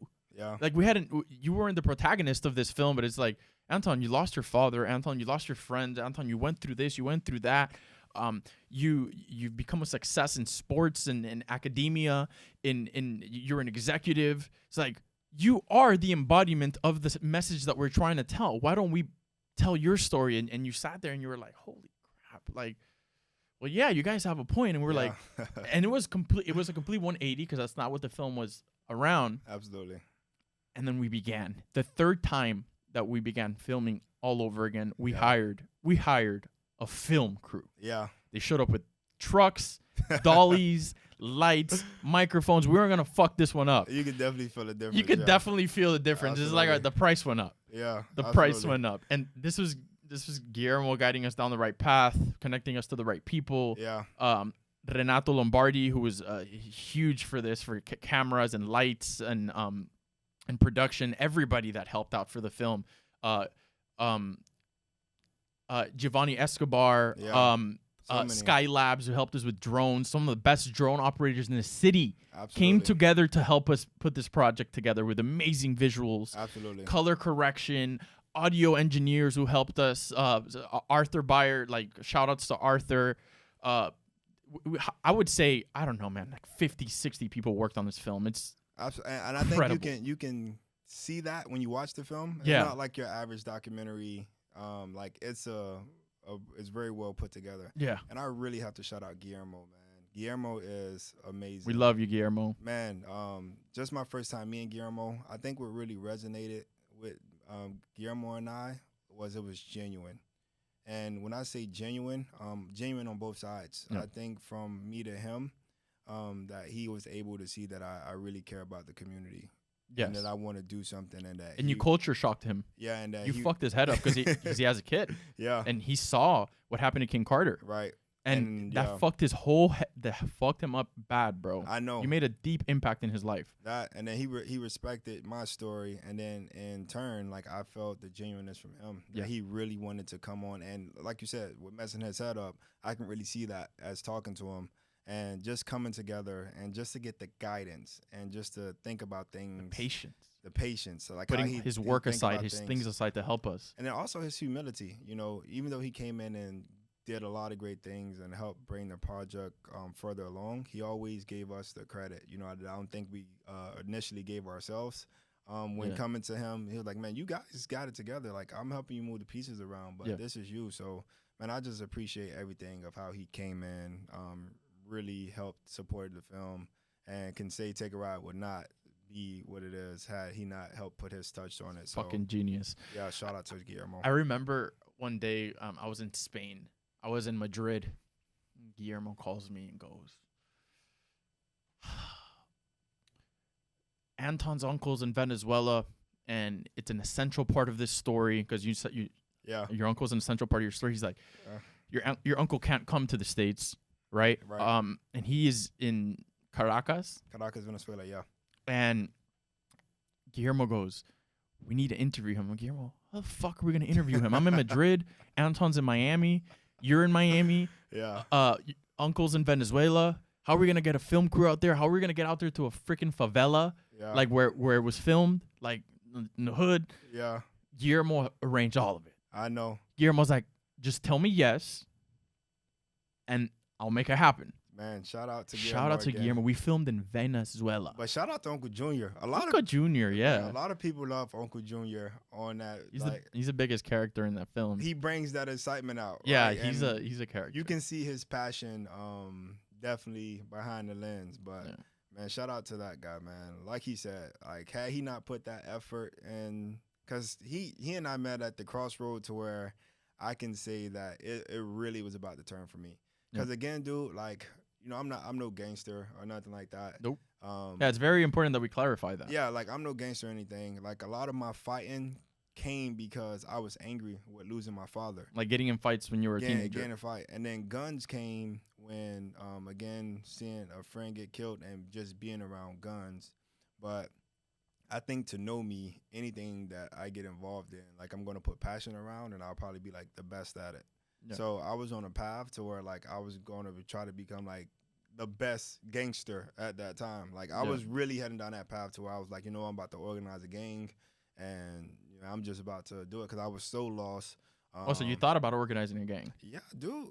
That's what my uncle said. Like he met like the stuff he found about me, like trying to put gangs together. Well, you were putting up pictures on Facebook with rifles and with shit guns and stuff. But again, it was like, man, being a kid. That was things I didn't have to do. But because, you know, I had a family that could easily shelter me from that stuff. But again, getting around friends and just being influenced in such a way, and then also influencing others and just want to portray something, like he really got to me before the street really got to you. Before it really got to me, you know what I mean? And to where he was able to influence. So big shout out to Uncle Junior. And that whole production was crazy with going to Venezuela. And yeah, because that added a whole different element. It did. And that's another one of the things that set us back. Yeah. Right? Because by the way, we had big artists that were gonna be part of the film. Yeah. Big hip hop artists that you'd be like, damn, I can't believe. But it was just always the planning and the production and the showing up and pushing it back. And it was always something that pushed us back 3 months, 4 months, 6 months, 8 months, a year passed, 2 years passed, 3 years passed. And it was us patiently waiting and dumping money into it. We had no investors for this. This was done in-house by our team. We did everything. All the mistakes that we paid for, all the issues that we overcame, we did in-house. So it was tough. It was tough to see some opportunities go as well and think like, damn, that really could have been what made this blow up.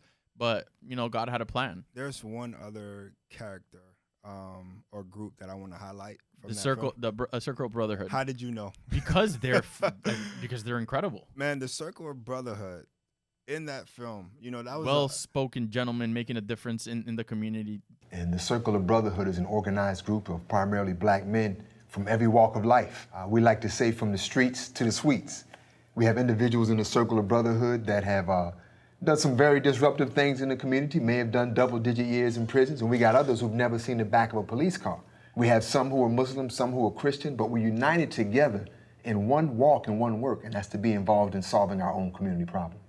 Like one of the things that we always wanted to do from the beginning is that you and I, you know, before we got Guillermo and all those other parties involved, was we wanted to be able to tell Miami's story from different lenses and different generations. Yep. And then, you know, the first generation, the first crew we had that was going to be able to tell, you know, the more mature group was my barbershop. The barbers from my barbershop. Remember we shot in there? It was incredible dialogue in that barbershop. That's another group of people who I didn't give credit to. But when you talk about mentors, like me going every week into that barbershop and those guys Miami Gardens, right? Yeah. Fresh Cuts. Those guys speaking life into me, man. Like, again, as a kid who's lost and seeing positive men doing stuff. And then those guys have been through things in their lives and they've been able to turn it around. And so just knowing what they've been through, it just adds that credibility to listen to them. But to go back to my original point, that was the first crew that we shot when we were going to use them for the more mature generation to get their perspective. But then to get into Circle of Brotherhood, Man, and when I talked about the organizations that you know, I participated in before, and I really have to get back into working with those guys or alongside those guys, like that's the organization I'm talking about. So if you're looking for a tool or resource to get your kids in or around, Circle of Brotherhood is like an amazing organization that really care about the community. But man, the things they were able to shed in that film and help you see it from different sides and still have that positive light. And this is what we can do about the community. Yeah, because some of them did very disruptive things in their neighborhoods. Yeah, some of them worked in Capitol Hill. So it's a group of men that know what they're talking about. Yeah. They said done double-digit years in prison. So it's different where you have somebody who's been through that life and can talk to you versus somebody who don't have no idea of what you've been through. Yeah. And then still try to come back and talk to you. So again, that's why I think I get that more respect when I go into the hoods, because I'm not your local politician. I'm not coming with an agenda. Well, you could be. No, thank you. I know, but I'm not coming with an agenda, man. I'm coming really from my heart. Been through this. I know what it's like. There's a kid out there that I can reach, and I think the people within those community recognized it. And a few of those people I grew up with. Yeah. So. Well, they watched me growing up, and they're proud of me. You know, shout out to my community, the Gardens, a.k.a. Back Blues. Opalaka. You know, where we do the school drive. So, you know, it's good to when you can have somebody who's been through it and can come back. And our community is great. They've always been super cool with us. Yeah, we've done like 3 back-to-school drives there. Remember when we went with doc.com? That's what I was just about to say. We went with a healthcare online. Telehealth, to where we can help people get access into tapping into for mental health. Health. So we actually brought. So not only have we like talked about it, we've actually put it to action. And you know, shout outs to Charles Nader, who's been on this podcast. He's been on the cover of Forbes Mexico. Oh, nice. He is the founder of doc.com. Yeah. And him and his team allowed us to do an activation across Miami. Even Blaze Carter was part of it. Yeah. We also did it in the Back Blues, and what it is, it's essentially a telemedicine app where it has local Miami doctors in Florida, and people could call in, talk about any mental health issues, anything that's hurting them, affecting them, bringing them back. And not only did we do the drives and everything, but we also brought the health aspect to it. So people felt like they had somewhere to call in, and it was free. Yeah. So that was very important. That's somebody that's helped take a ride, an organization that's helped take a ride that is important to us, because they've been in the United Nations. Yeah. They've operated in 26 countries around the world. These are people that noticed the movement that we were trying to create, and we're part of that movement, and it means a lot. Absolutely. Yeah. Why is this the first community in Miami that we chose to do this with doc.com? This is my community. This is where I came from. It's a great initiative, definitely for telehealth. Healthcare is evolving, everything's becoming technology, and you know, a lot of these people don't have access to resources or know how to tap into their resources.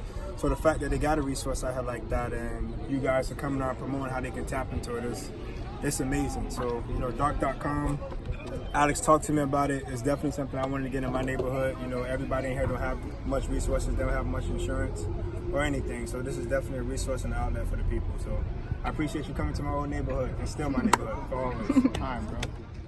Yeah, man. I think the more important part too is just kind of talk about what's next. Yeah. You know what I mean? So when I think about what's next, you know, with Take a Ride, I think it's important for us to, you know, really just get the word out on Take a Ride. Yeah. We've had some viewers that have seen it, but where this film needs to go and the amount of people needs to reach is still so much work to do. Yeah. So definitely want to get that out to get more people to see Take a Ride. Yeah. And really see this film. It's a powerful film if you haven't seen it. And then not only that, like I know your parents were scared when you initially shot it, but you know, how do we continue to take rides in other places?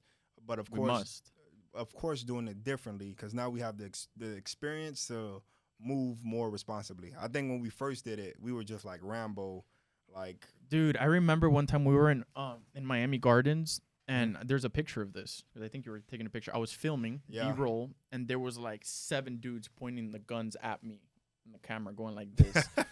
And I think it was you or somebody were like, "Yo, some of those guns are loaded." But in the moment, I was don't care. Moment, I was so in the moment and the adrenaline and filming and being that I didn't care. And you know, you want to know what's crazy? I think it's that same week. you tell me we were with the crew, we were shooting, and you tell me there's a party going on. Yeah. I'm gonna go to the party. Let's go film at the party. And I don't know what happened. I know I was tired. I know it was been a long day, and I think I sat it out. Like, I'm not gonna go to that party. Yeah. And you go to the party. Yeah.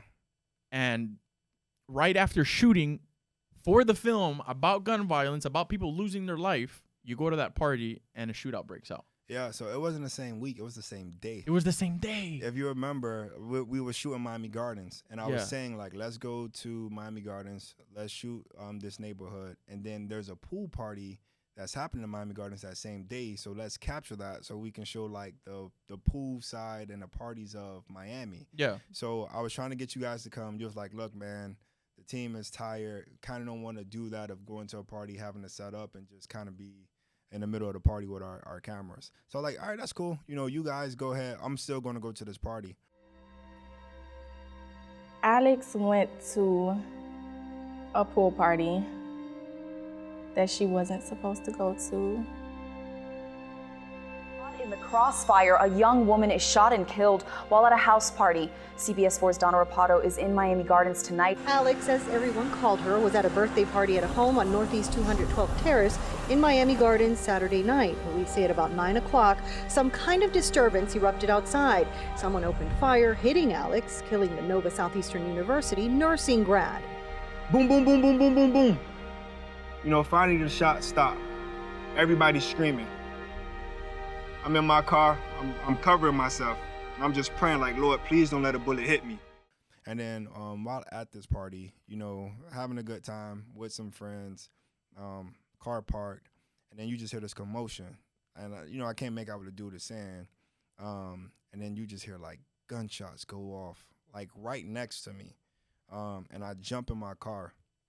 And as I'm in my car, you know, I'm shielding myself. Bullets are flying everywhere. And I'm behind the engine in my car because I've always been taught if it's a shootout, just kind of get behind the center block.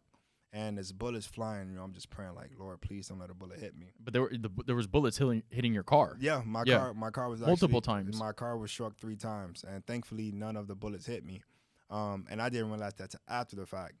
But, you know, the shooting stopped and I get out my car. And, you know, I'm just worried about my friends. Like, where are my friends? So I go around, try to search for them. I can't find them. And as I'm searching around, you know, right across the street, I just see a small group gathered. And with that small group gathered, I walk up and I see a young lady on the ground. And I see someone have a white shirt or a white towel. I can't remember what it was. And they have it towards her head. And they're trying to give her, like, alcohol to keep her going. And I just see her, like, just there fighting for her life, and I'm just, like, standing there. And then with me standing there, being right in front of her, you know, I just see the moment when she gives in and she loses her life. Alexandra Dean, and it's not until, you know, that struck me too. Like that, like King Carter was the first one, because this happened in the same year. It's King Carter, and then Alexandra Dean made me just wanted to go more. Like, you know, when you think about a 23-year-old student who just graduated with a nursing degree. Yeah, nursing degree. And she loses her life to gun violence, had nothing to do with it. And plus, and she wasn't even a party girl or anything like that. She was kind of just like trying to have a night for herself after such a great accomplishment. Right. And it hit closer because, you know, I've been around her prior to that, but I knew someone that was her best friend, which is Yasmin, who's also portrayed on the film. And then as I'm learning more about her and the person that she was, and to learn that she lost her life senselessly to gun violence. So again, I think that, you know, because Alexandra Dean was going to be in the original tribute before I was even considered. But when we went again to that day in Michelle's house in Weston, and they put all the things on the board, and Alexandra Dean was on the part of it, and I'm saying, like, I was there, I seen that. It's like, dude, you're literally connected to this whole thing and all the stories that was portrayed. I think the only story that I wasn't directly attached to, well, so 2 stories. I would say one is Level. Yeah. But, you know, Level is somebody who I've connected with just because of his work in the community, and he's an awesome dude. If you don't know about Level, he's a man of God, and he's completely turned his life around. Man, check out his story. Yeah. Like, I would love to do something more with Level. Thank you, Level, for everything, man. Yeah, so definitely Level, but the second part is King Carter. You know, I'm not attached to that story. I was impacted and influenced by it. But, you know, Blaze Carter, who is somebody else who does so much great work in the community, and there's a tremendous level of respect there. So seeing Blaze Carter was another inspiration for me. And the reason why he was such an inspiration is, when I heard about the King Carter situation, I was crushed. And I couldn't even fathom of being in that situation, like what I would want to do. No, I'm not a gangster or anything, but I think I would be so mad that if that happened, like, man, I would lose it. But to see 99% of people would have lost it. Right, but to see Blaze Carter on TV, and instead of him, like, talking about what he wants to do, like, immediately his mind went, like, to, like, let's mentor these kids. Because the kids that was involved in that situation were teenagers as well. That ended up taking his son. So and to be clear, it was teenagers that had Facebook beef, I believe. Had Facebook and they beef. went to go get, like, somebody was talking shit, so they're like, all right, let's go get him. Yeah. And they do a drive-by, and then one of those bullets hits King Carter. Right. So to see him in that situation, and, I'm pretty sure he had his personal battles off the camera, and I'm pretty sure he still does. Trust me, because I've experienced that with the loss of my brother.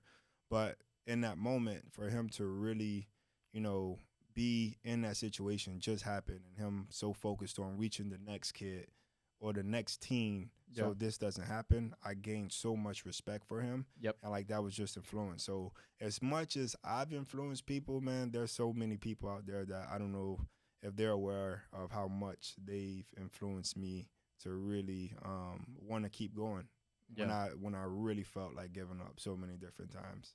Yeah. Yeah, man. We've done something great here, man. Yeah.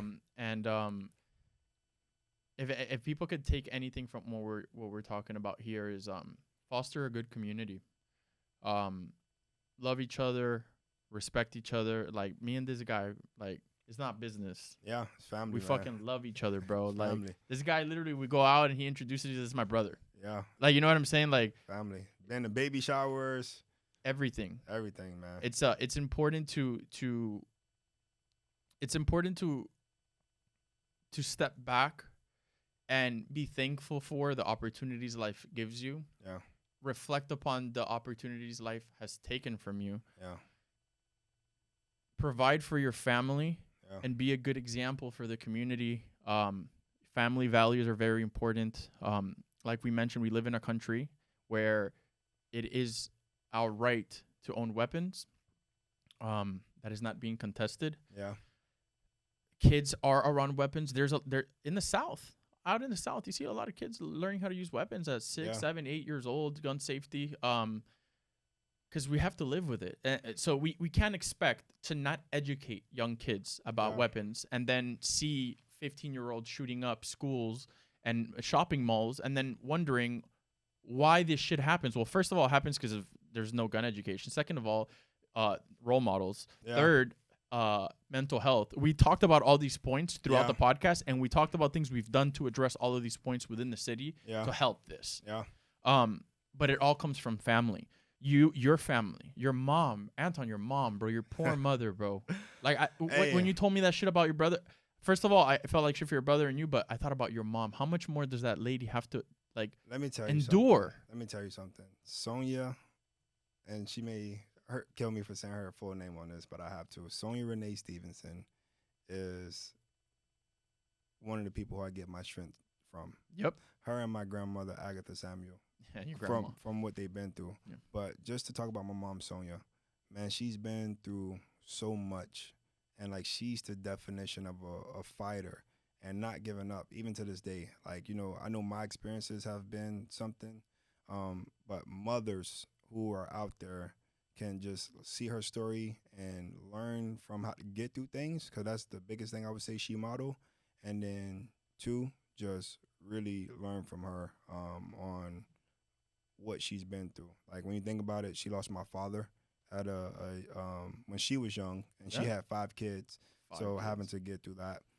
There's been some legal issues throughout my family situation to where 2 of my sisters ended up being incarcerated. Mm-hmm. So now imagine her having to go through that despite giving her best effort. And then most recently, she lost my little brother to gun violence. So, man, that lady is tough, strong. I have so much respect for her. Me too. And she's always positive. She's fuck. That's the where I thing get it from. that fucking. I'm Man. like, my goodness, she's always on some crazy energy. So many times, people ask like, dude, like you tell me your story and you say it with a grin or a smile. Like, how are you getting through it? And exactly, I that's think why. my mom, like her strength helps me get through. But I think you said it, man. I'm grateful. And thank you for her, and thank you, Sonia, for going on camera and talking about your most vulnerable, like, parts of your life. Yeah. To help us help other people. Yeah, because there are mothers out there who can look at her testimony, because she talked about like the battles that she had and how she was able to overcome it. And then she also talks about, having kids, and sometimes that father figure or that mentor is taken away, and ways to go about getting that support from others to overall get the influence that she ended up getting for me and my sisters. I can't imagine how your mom feels about you, cause like life has thrown so much shit at her. Yeah. And then there's you, which is kind of like her, like a beacon of, you're like her beacon of light. Yeah. Yeah. Like it's like, all this shit could go wrong, but Anthon is standing strong. Anthon is the man I raised him to be. He's willing to help others. He's a role model. Almost like if you weren't the way you were, God knows what situation your mom would be in. If you weren't a responsible man, family man, look out for her. Yeah, I know she appreciates me, and that's another thing too. I think a lot of kids, when they get into football, the biggest thing they want to say is like, I'm doing this so I can buy my mom the house, I can take care of my mother, and that's always been me since a kid. From like just seeing how strong my mom was, that I want to take care of her, I want to buy the house, I want to get her to retire, and still do to this day. So I know she appreciates me, but if I can't buy her the house, and to the kids out there, if you can't buy her the house, if you can't buy her the car, just think about how you can make your mom life more easier, or how you can support her. Exactly. I was about to go there, because fuck the house. You could buy your mom a house and be a dirtbag and treat her like shit. Just think about how you can make your mom life easier. So that's always been my biggest thing. Make her feel loved, appreciated. How can I make my mom life feel easier? And then also, when you think about rappers, and you talk about influence, I think it was the rapper Meek Mill who said this, who's a big hip-hop artist. He said, it's easy to shoot a gun. Gangster is getting your mom out the hood. Yep. So, a lot of people or a lot of kids are influenced by gangsters. So how do we change that narrative of what gangster is? Not saying you have to become a gangster, but gangster isn't, shooting a gun. Like, anybody can shoot a gun. We just talked about a real G. We just talked about a 10-year-old kid shooting a gun. Like, anybody can shoot a gun. Like, that's the easy route. But could you get your family out the hood? Could you change, your family name? Like, that was another big thing of mine too. Like, I'm so proud of my name, dude. Like, my father's name was Anthon Samuel Sr. And I made a promise to myself, and it really became more into fruition with the cameras continuing to be around me, that nobody won't forget this name. Nope. And I'm going to keep this name alive. So, when I see Anthon Samuel on those screens, man, it goes to my father. Yeah. You know what I mean? It's not so much about me. So, yeah, man, gangster is getting your mom out the hood. Gangster is, you doing better for yourself, taking care of your family. Yeah. You know what I mean? So how do you get that message out to let these kids know, like, that's where it's at? Do that. Don't go the other way of what you think gangster is. Because if that's the word that is familiarized and you love that word, let's change the meaning of it. I can't change the word because you love that word so much and that's who you want to. Let's change the meaning of it. Yeah. You know what I mean? So definitely. What are we going to leave people off with, man? Good question. How do you want to be remembered? How do I a full circle moment, man. How do you want to be remembered? Man, I think about a few things.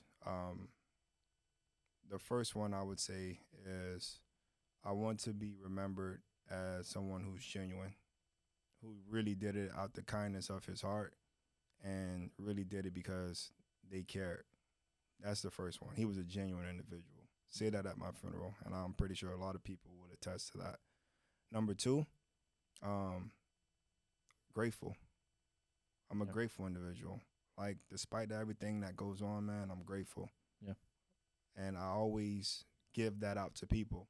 And I never try to give comparisons, but, you know, despite everything that's going on, man, we're blessed. Like, can you see me? I can see you. Yeah. There's people who woke up that can't say that. Yeah. Can you hear me? Yep. Can I hear you? Without a doubt. There's people who woke up and can't say that, or haven't eaten today yet. Or haven't eaten. So, you know, I get that. Yeah, we are going through some things, but man, I'm grateful. And the last thing, man, is giving. So those are the 3 G's I'll leave you with: genuine, grateful, and giving. Yeah. Like I always give it everything I got. I want to be known as that person who gave it his all, and not only gave it his all, but gave to others. And if you look on my bio on my social medias, it says, I don't care how much money you got, how many people have you helped. Yep. You know what I mean? So I'll leave you with that. Shoot for the 3 G's: genuine, grateful, and giving. All right, y'all. You heard it. This is Alex Quin, Anthon Samuel. We're in Miami today at HGAB Studios discussing Take a Ride Miami. You could stream it on Amazon Prime Video. Check it out. Let us know what you think. Share it with a friend. Share it with a loved one. You watching it and sharing it means somebody's life out there potentially changing for the better. It's a good message. It's a solid message. And even if you don't watch it, and even if you just took some words from what we said here today, really listen, reflect upon it. Think about the people in your family. Think about the youth in your family. Think about the information that you're consuming. Think about the information that you're putting out there. Think about how you portray yourself to the world, who you want to be, how you want to be remembered, what kind of impact you have on your community. Be a good person. That's all that matters. Thank you for listening, y'all. Catch you on the next episode.